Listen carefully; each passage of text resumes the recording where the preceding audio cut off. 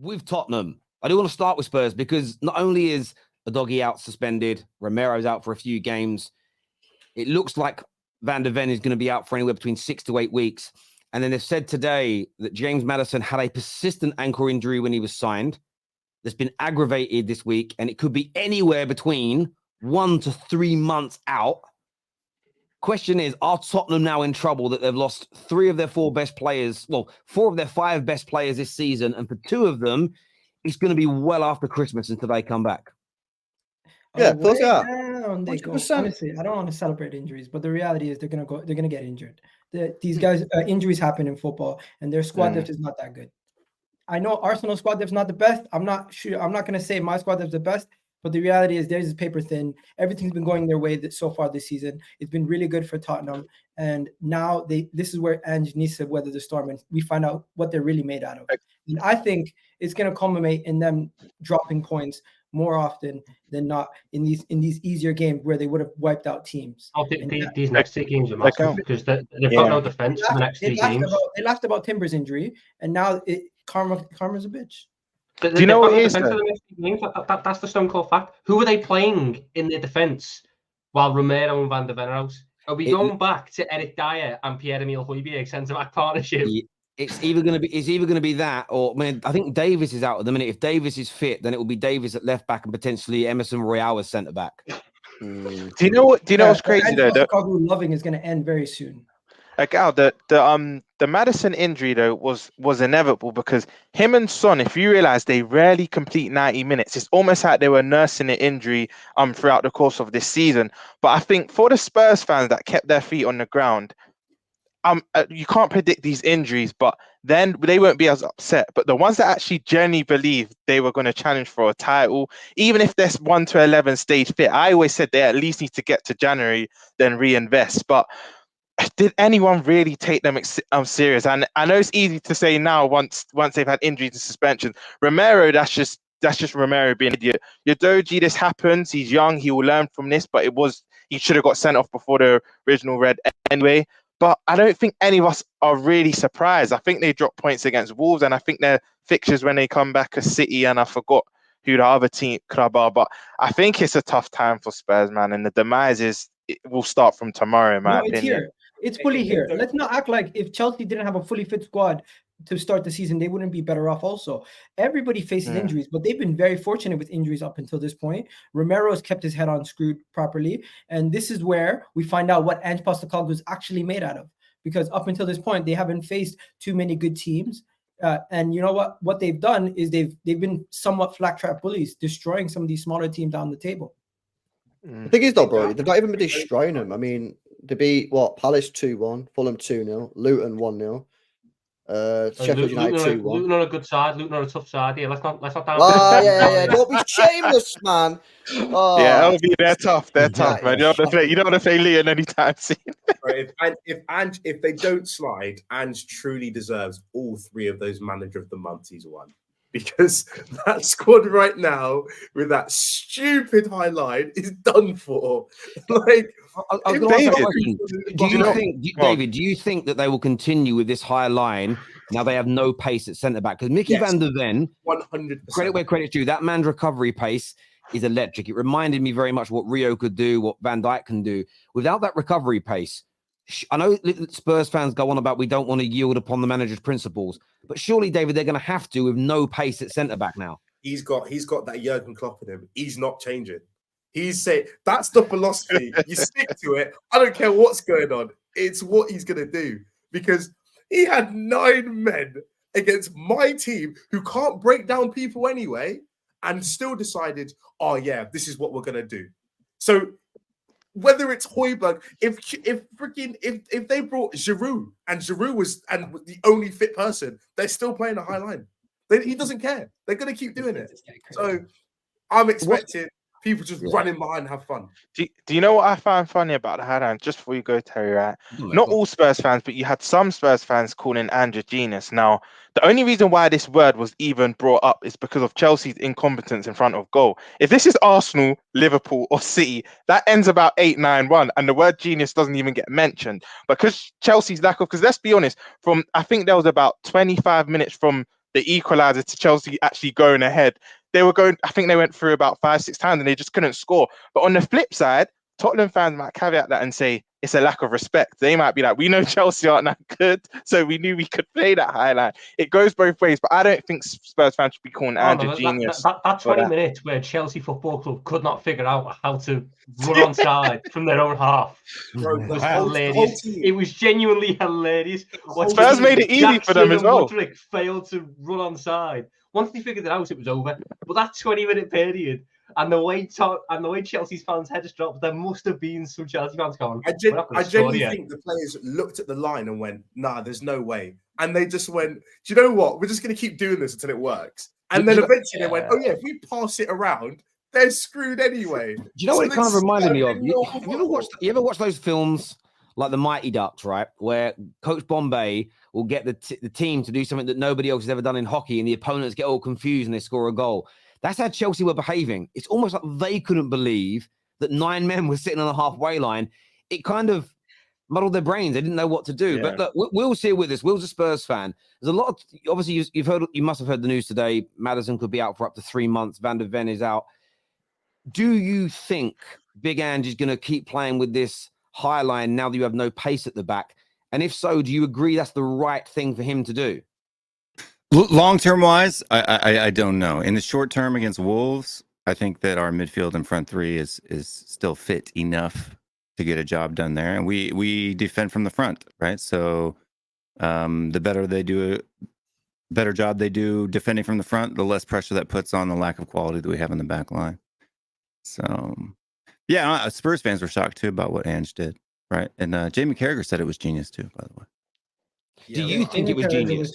Carragher says a lot of things. Yeah. Do you, Will, do you think it was genius? Would I have done it? No. Would I have thought to do it? No.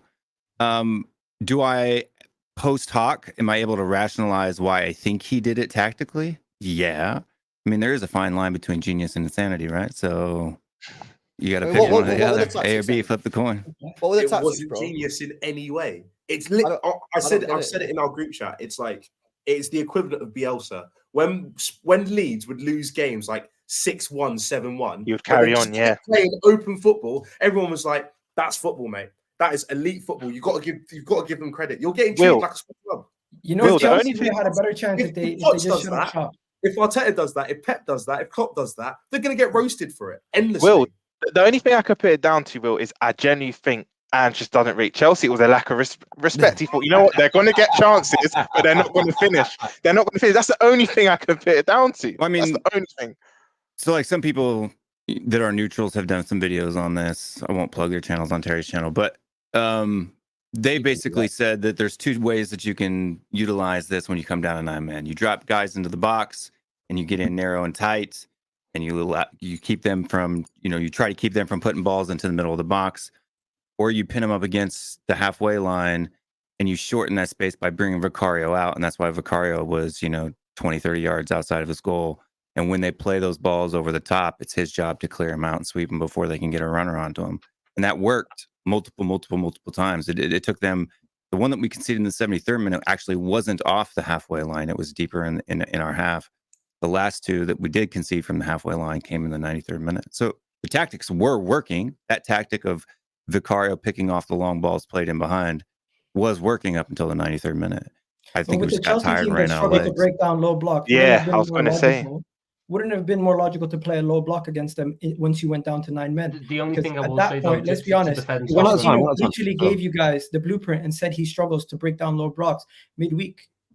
Yeah, I don't personally believe in the historical fallacy of what happened in the past will happen right now, right? The more chances you give Chelsea to put balls into the box, the higher the odds are that they're going to score. I mean, we saw Manchester United go into a low block in the Champions League and end up conceding 2 goals, right? So it happens.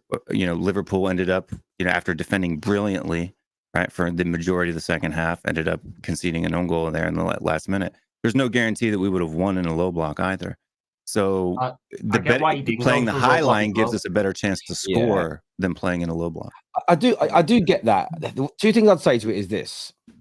Firstly, 3 things. Firstly, I actually enjoyed what he did. I thought he made the game amazing. I cheer every time Vicario got to the ball. I cheered. I'm not going to lie. As a neutral, I enjoyed it. Yeah, it was brilliant to watch. Comparing it to Man United, look, we're shit. You don't want. We're not a benchmark for anyone right now. We are goddamn awful. And a well-organized Man United team wouldn't have lost that game being 2-0 up and going down to 10 men playing the way we did. We just switch off. We're awful with 11. We're awful with 10. We'd be awful with 9. For me, I get Vicario was getting to those balls, but I looked at it as Chelsea weren't being patient and they were overhitting those passes. If they were passing the ball around that halfway line a little bit, but when they scored their goal, it came through just patiently waiting for a hole to appear. If they've done that straight away and been more relaxed, they weren't such a young squad themselves, I think you guys would have got beat. Looking back at it now, once all the excitement went away, I think you would have been beaten by even by teams like Aston Villa. They would have beaten you 7-8, 9-0 playing that way. There's a reason that no one's ever done that in the history of elite level football. I think with the Liverpool fan far left, sorry, I don't know your name, far left bottom row. Yeah. I think what he said was a little bit right there as well, right? Because we weren't playing a better quality team. Because when we dropped to 10 men versus Luton, we didn't do that, right? But we did do it against Chelsea. I think it had to do with who was still in the game. The fact that it was Dyer and Højbjerg playing center back. They're not going to be able to defend well in a low block either, right? So yeah, I do hear that. Taking them out of the game by playing that high line. I think people are calling out Liverpool Spurs fans. It's always about consistency as ever, because in the sort of the post-match reactions, it was, well, the manager isn't ever going to yield on his principle.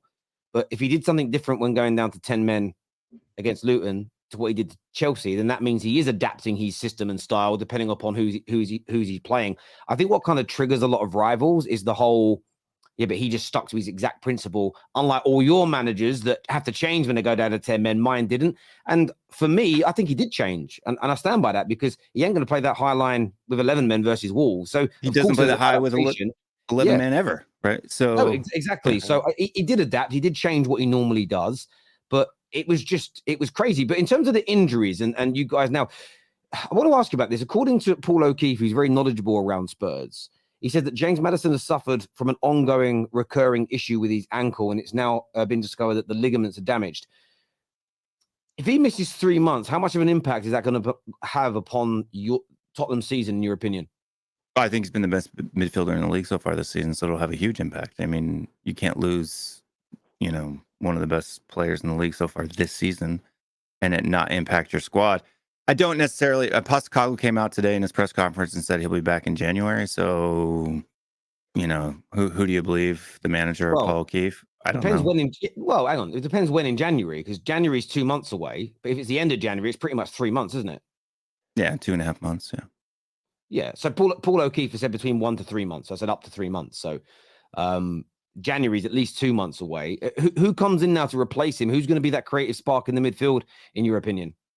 I mean, it's got to be Lo Celso for me, in my mind. He played really well in preseason, obviously in the past, but in the past, again, but in the past, Basuma didn't play well, and he's played well this season. And in the past, I think Lo Celso's maybe the first. Ange also kind of hinted as Brian Hill playing in that role. I don't know about that, but because he said it's not only about Lo Celso, Brian Hill and some of the other players too. I don't know if he's necessarily specifically talking about the midfield position. But I mean, Lo Celso for Argentina can play, so we know there's a player in there somewhere. But he's not going to be James Maddison. Let's be honest about it. And a lot of the panel was saying before you got on that they feel that this is it, that there will be a big sort of collapse now from Spurs over the next 2 to 3 months. Do you feel that way as a Spurs fan? I don't. I think there's going to be some games that we could have had a chance of winning that we may now not. For example, the Manchester City game, Newcastle away, even probably the Brighton one. The Wolves game, I'm not too worried about. Neto's out as well, and I think that what Postecoglou's system thrives on is scoring more goals than the opponent. And Postecoglou said so far this season he's been happy with the defensive side of the game, but he hasn't been very happy with the offensive side of the game, and they need to step it up. And now is the time for them to step it up.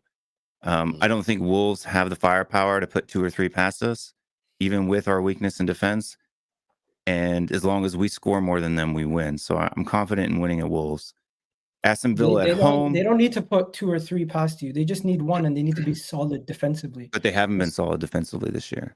I know they Wolves. haven't been solid defensively, Yeah, but so- against Manchester City, they showed if they have something to play for, they can capitalize. Where Tottenham, now that you have two defenders, now that you have three defenders from your back line out, the chemistry might not be there, and we're gonna have to see how you guys hold up against the smaller teams because they're gonna play a low block. You're gonna have to break them down, and on the counter, you're gonna have two center halves that are much slower and may not be capable to keep up with some of the pace that Wolves have.